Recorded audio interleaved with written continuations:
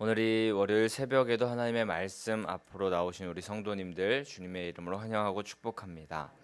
하나님의 말씀을 우리가 듣고 오늘도 말씀을 생명으로 여기며 끝까지 생명의 길로 나아가려는 성도님들을 하나님께서 너무도 기뻐하실 줄 믿습니다. 이 새벽에 우리 자신들을 쳐서 복종시키며 아무리 달콤해 보이는 세상의 방법이 있더라도 그곳을 따르지 않고 세상의 길 걸으려 하지 않고 오직 하나님의 뜻 안에서만 살아가는 성도님들 되시기를 축복합니다. 오늘은 이스라엘 왕 브가히야 그리고 베가 호세아의 통치 시기의 모습을 보게 됩니다. 17대, 18대, 19대 북이스라엘 왕에 대해서 우리가 나누게 되는데 이는 시기적으로 기원전 742년에 그 브가히야가 왕이 된 시기라고 합니다. 근데 우리가 지난 금요일에 설교를 들어서 알 수 있듯이 이때 활동했던 선지자 중 한 명은 호세아라는 선지자였습니다. 제가 수요일마다 호세아 선지자 이야기를 다루는 그 호세아서 설교를 하고 있는 그런 본문에 나오는 그 호세아 선지자인데 호세아서에 나타나는 이스라엘 백성들의 모습은 보통 어떻습니까? 하나님의 징벌을 받게 되는 현실에 있는 아주 심각한 영적 또 도덕적인 암흑기를 보내는 그런 백성들입니다. 영적이고 도덕적 암흑기이고 또 하나님의 판단 기준에 한참 못 미치는 그런 왕들이고 그런 백성들이며 또 죄악에서 벗어나지 않고 죄를 떠나지 않고 죄를 밥 먹듯이 짓는, 그래서 결국에 반역으로 계속 왕들도 교체되는 그런 답도 없는 나라가 이스라엘, 북이스라엘과 또 같은 것 같습니다. 하지만 하나님께서 놀랍게도 그런 나라에 선지자들을 보내십니다. 호세아 선지자를 보내시고 아모스 선지자를 보내시고 여러 선지자들을 보내십니다. 특히 호세아 선지자를 보내셔서는 고멜과 결혼하게 하고 생활하게 하시면서 하나님의 마음을 전하시는데 그런 북이스라엘 백성들에게 시간이 걸릴지라도 나는 너를 고칠 것이다. 그리고 너에게 분노할 때도 있고 너에게 징계할 때도 있고 책망할 때도 있겠지만 나는 너를 결코 버리지 않는다. 나는 너의 하나님이 되기 때문이다 하시면서 그들을 품에 안으십니다. 오늘도 말씀에서 여전히 이스라엘 왕들과 이스라엘 백성들은 그 안중에 하나님은 전혀 없어 보이는 일을 벌일 것입니다. 24절, 28절 말씀만 보아도 하나님 앞에서 악을 행하는 모습, 하나님을 떠나서 살아가는 모습, 그런 모습을 보입니다. 여호와 보시기에 악을 행하고 여로보암의 길에서 떠나지 않을 것입니다. 그래도 그들에게 하나님께서는 선지자들을 보내고 또 호세아를 보내시면서 생명을 주시고 살리시는 그 하나님의 사랑이 계속하여서 부어짐을 우리 기억하면서 오늘 말씀 앞으로 더 가까이 나아가길 소망합니다. 이제 17대 왕 부가히야라는 왕이 그 북이스라엘의 왕이 됩니다. 그런데 그 왕도 여전히 북이스라엘의 여호와 보시기에 악을 행하는 왕 중에 한 명이었습니다. 계속하여서 우리가 말씀을 통하여서 보며 깨닫는 것, 그것은 세상이 사람을 어떻게 평가하느냐, 그것이 이 사람의 인생에 큰 의미가 없다는 것을 우리가 깨닫게 됩니다. 사람이 잘 살았다고 평가받을 수 있는 평가 기준은 단 하나입니다. 바로 하나님께서 어떻게 보시느냐입니다. 하나님께서 옳게 평가하셔야 그 인생이 잘 사는 인생인 것입니다. 하나님께 착하고 충성되고 옳은 종이라고 평가받는 우리 성도님들 되셔야 할 텐데, 그런데 그 방법은 그리 어렵지는 않습니다. 하나님만 바라보면 그렇게 될 수 있습니다. 하나님의 뜻대로 묻고 또 그대로 행하면은 그렇게 될 수 있습니다. 이 말이 참 쉬워 보이지만 행하기는 또 그렇게 살아가기는 조금 어려워서 이렇게 북이스라엘 백성들이 그렇게 살아갔던 것 같은데, 우리는 부디 조금 어렵고 힘든 길이다 할지라도 하나님의 뜻대로 또 하나님만 바라보면서 하나님께 묻고 그대로 행하여 하나님께서 원하시는 정직하고 충성된 가장 가치 있는 인생을 사는 성도님들 되시기를 축복합니다. 하지만 여호와 보시기에 악을 행하는 자는 결국 그에 응당한 징계를 받습니다. 이스라엘 나라의 그 장관 베가가 반역하여서 부가히야 17대 왕을 죽이게 됩니다. 부가히야가 재위 2년 만에 있던 일이었습니다. 그런데 놀라운 일이 그 일이 어디에서 일어났는지 또 그 일을 행한 사람이 누구인지가 참 기가 막힌데, 그 일은 사마리아 왕궁 호위소에서 일어났고 왕을 모시는 사람 중에 한 명이 그 일을 벌였습니다. 근데 왕궁 호위소라는 곳은 수도에서 왕이 숨어 있을 수 있는 그런 요새 중에 하나였고, 왕이 숨어 있을 수 있는 굉장히 안전하다 생각하는 곳 중에 한 곳이었습니다. 그런 요새에서 왕이 죽었다는 것도 기가 막힌 일인데, 그 요새 안에 함께 있었던 베가라는 인물, 그 안전한 요새라고 생각되는 그곳에 함께 있는 존재라고 한다면, 그런 인물이라고 한다면 나라에서도 굉장히 중요한 인물이었을 것이고 왕에게 굉장히 신임을 받는 존재였을 것입니다. 주석서에서 제가 이 베가라는 사람을 찾아보니까, 베가는 군대 장관이었고 또 왕의 부관, 왕의 이렇게 보디가드 역할을 맡는 그런 사람이기도 했고, 또 한 가지 더 역할을 맡았는데 바로 군마 대장이라는 역할을 담당했었던 그런 존재라고 합니다. 근데 여기서 군마 대장이라고 한다면, 당시 전쟁에 나갈 때 왕이 병거를 타고 가면은 이제 그 왕의 말 뒤에 있는 마차를 타고 갈 때 그 마차에 세 명이 보통 탄다고 합니다. 세 명이 누구냐면, 한 명은 말을 조종하는 사람, 또 한 명은 왕, 한 명은 왕의 뒤에서 왕이 중심을 잃지 않도록 왕이 혹시 넘어지려고 하면 붙잡아주는 왕의 버팀목이 되고, 또 왕이 또 조금 지치고 힘들 때 기대어서 쉴 수 있는 존재, 또 왕이 만약 위협에 처할 때 그 왕을 도와서 그 위협을 없애고 안전한 곳으로 갈 수 있게 해주는 그런 존재, 그런 임무, 목숨을 바쳐서 왕을 보호할 임무를 맡은 사람이 바로 군마 대장이었다고 합니다. 근데 이런 역할을 맡은 군마 대장, 이 군마 대장은 사선을 오가면서 전장에서 자신의 목숨을 맡길 수 있는 그런 사람에게 그 군마 대장의 역할을 맡겼어야 됐고, 부가히야 왕은 베가를 그런 사람으로 여기면서 함께 국정 운영을 해왔던 것입니다. 하지만 그렇게 믿고 또 자신의 목숨까지 맡겼던 군마 대장 베가가 이런 반역을 꾸미게 되는 것입니다. 부가히야 왕은 자신의 나라 수도에서 가장 안전하다고 여겨지는 왕궁 호위소에서 가장 믿고 자신의 목숨을 맡겼던 군마 대장에게 배신당하여 죽임을 당하게 됩니다. 부가히야가 믿었던, 의지했던, 신뢰했던 모든 것이 완전히 무너지는 것입니다. 근데 우리도 부가히야와 같은 상황을 겪을 수 있습니다. 우리가 세상에서 가장 신뢰하는 사람, 또 가장 믿고 의지하는 것들에게 우리는 언제든 배반당할 수 있습니다. 오늘의 동지가 내일의 적이 될 수 있습니다. 세상엔 믿을 것 하나 없습니다. 얼마 전에 큰 이슈가 되었던 어떤 연예인은 그의 아버지가 그 연예인의 재산을 다 뺏기 위해서 소송을 걸고 다투기까지 하는 그런 모습을 보였다고 하는데, 가족도 자식도 형제도 부모도 믿을 수 없는 것이 우리네 현실인 것입니다. 이 땅에서는 믿는 도끼에 발등 찍히는 일이 너무 비일비재하게 일어납니다. 이렇게 사람은, 세상의 존재들은 믿을 존재가 없습니다. 믿을 존재가 될 수도 없습니다. 그리고 사람이 만든 모든 것, 그 어떤 것도 우리의 안전을 완벽하게 보장할 수 없습니다. 수백억, 수천억 원을 들이는 어떤 그 이상의 금액을 들여서 만든 안전한 그런 벙커라 할지라도 폭파될 수 있고 허점이 드러나서 파괴될 수 있습니다.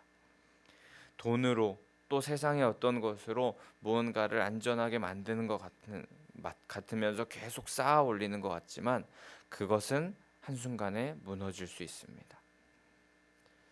하지만 하나님께서는 말씀하시길, 하나님께서 가장 안전하고 완전하며 완벽한 피난처가 되어 주시겠다 말씀하십니다.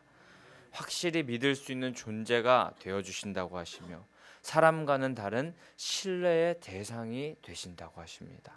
하나님은 우리의 피난처이시오 힘이시니 환난 중에 만날 큰 도움이시라라고 시편 46편 1절에 말씀하십니다.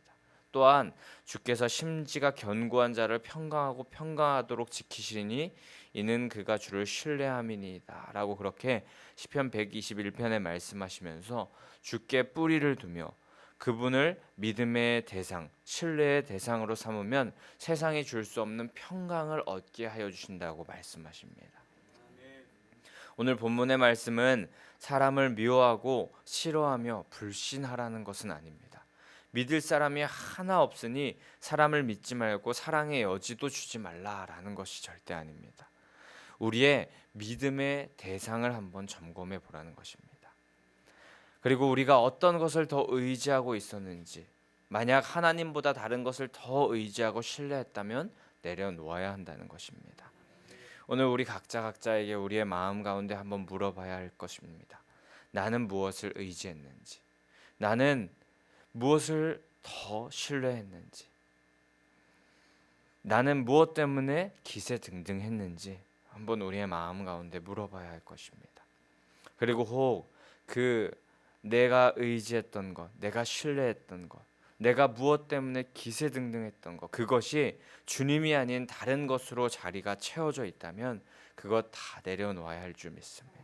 우리의 피난처시오 힘과 도움이 되시는 분은 주님밖에 없음을 우리가 믿고 주님만 끝까지 붙잡고 의지하는 우리 모든 성도님들 되시기를 축복합니다. 그렇게 17대 왕 부가히야 왕은 허무하게 죽게 되고 베가가 반역하여서 이스라엘을 20년간 다스리는 왕이 되게 됩니다. 이때도 역시 호세아 선지자가 이스라엘의 하나님의 회개의 메시지를 계속하여서 선포합니다. 계속하여서 호세아가 회개의 메시지를 선포했다는 의미인즉슨 베가 왕도 역시 하나님께서 보시기에 정직하지 못했다는 것입니다. 그리고 그런 왕조를 하나님은 역시 가만히 두지 않으십니다. 다시 돌이키게 하기 위하여서 이땐 더 엄청난 극단의 조치를 하나님께서 취하시는데 바로 아수르라는 나라의 이스라엘 백성들 일부가 포로로 끌려가게 되는 일들이 나타나게 됩니다. 29절 말씀에 보면 아수르 왕 디글라빌레셀이 이온, 아벨벳 마아가, 야노아, 게데스, 하솔, 길르앗, 갈리앗, 갈릴리, 납달리 땅을 빼앗고 그곳에 있는 백성의 일부를 포로로 잡아가게 됩니다. 베가 왕도 쿠데타로 왕권을 잡았는데 이런 쿠데타로 왕권을 잡은 사람들의 마음은 보통 내가 선왕보다 잘 할 수 있겠다 혹은 내가 잘 해봐야겠다라는 그런 마음으로 처음에는 이렇게 왕의 일을 시작하게 될 것입니다. 하지만 이렇게 내가 노력하고 내가 잘 해보려고 하면 할수록 늪에 빠져가는 것이 현실입니다. 내 생각과 내 의지, 판단으로 해보려 할수록 상황은 악화될 뿐일 것이고 더 안 좋아질 뿐입니다. 그렇게 좋아지지 않고 또 악화되어져 갈 때 그때라도 나로선 안 되는구나. 옆에서 호세아 선지자의 여러 선지자의 목소리가 들리면서 내가 지금 잘못하고 있구나 하면서 하나님께로 돌이켰다면, 하나님께로 회개했다면 하나님께서 그때에 다 포로로 끌려가고 지는 것 같고 패배하는 것 같지만 역전의 은혜를 더하셨을 텐데 끝내 베가 왕은 내 힘, 내 능력, 내 권력, 내 돈만을 의지하면서 살아가서 결국에 심판을 면하지 못하는 인생이 되게 됩니다. 순전히 하나님만을 향한 신앙이 희미해지고 또 우리의 마음 가운데 교만이 찾아올 때 하나님께서는 반드시 여러 상황을 통해 또 여러 사람을 통해서 말씀하여 주십니다.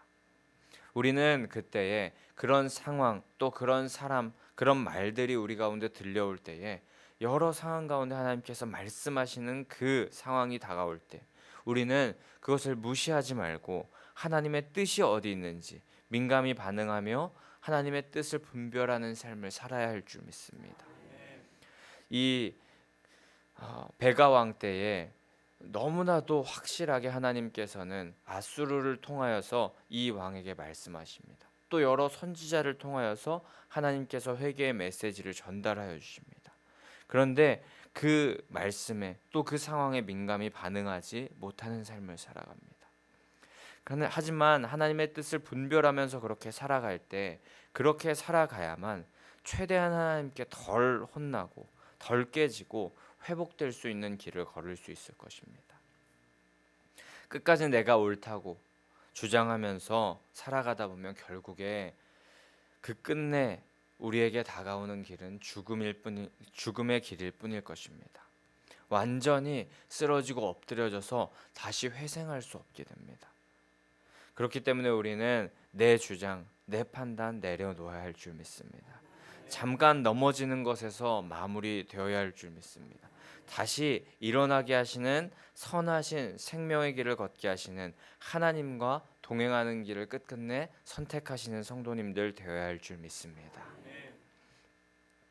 그렇게 결국에 회개하지 않고 넘어지고 쓰러지는 길로 마무리하게 된 이 베가는 또 반역을 당하게 되고 또 북이스라엘엔 반역이 일어나서 호세아 선지자와 같은 이름의 왕 호세아가 북이스라엘 마지막 왕으로 등극하게 됩니다. 이번에 호세아는 또 많은 사람들을 포로로 빼앗긴 이 베가 왕에 대한 불만과 또 자기가 좀 더 잘 개혁해서 이 나라를 내가 다시 한번 잘 일으켜 봐야겠다, 잘 세워 봐야겠다 라는 마음으로 이제 새로운 왕조를 또 세웠을 것입니다. 하지만 하나님께서 왕 되시는, 하나님께서 주인 되시는 이 이스라엘 나라에서 반드시 해야 되는 것, 반드시 확실하게 개혁해야 하는 것, 그것은 여러 가지 정치적, 경제적, 교육적 이런 개혁을 하는 것보다 가장 먼저 해야 될 것은 하나님께로 돌아가는 것이었습니다. 요나서 3장 말씀에 보면은 요나가 니느웨 사람에게 니느웨가 무너진다는 회개의 그 메시지를 선포했을 때 5절 6절 말씀에 보면 니느웨 사람들과 니느웨 왕들의 그런 모습들이 나타나는데, 니느웨 사람들이 하나님을 믿고 금식을 선포하고 높은 자나 낮은 자를 막론하고 굵은 베옷을 입고 왕도 왕복을 벗었고 베옷을 입어서 제 위에 앉아 하나님 앞에 회개했다라고 그렇게 기록됩니다. 진정한 개혁은 이렇게 하는 것입니다.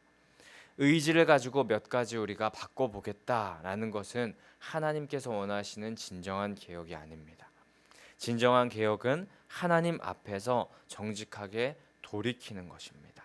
그것이 하나님 앞에서 하나님께서 원하시는 진정한 개혁인 줄 믿습니다. 세상의 여러 다른 것으로 여러 가지 눈에 보이는 몇 가지를 개혁한다고 그렇게 말한다고 한들, 또 바꿨다고 말한다 한들 하나님 앞에서 정직해질 수 없고 여러 상황의 어려움 가운데 그 어려움이 더 나아지거나 해결되지 않을 것입니다.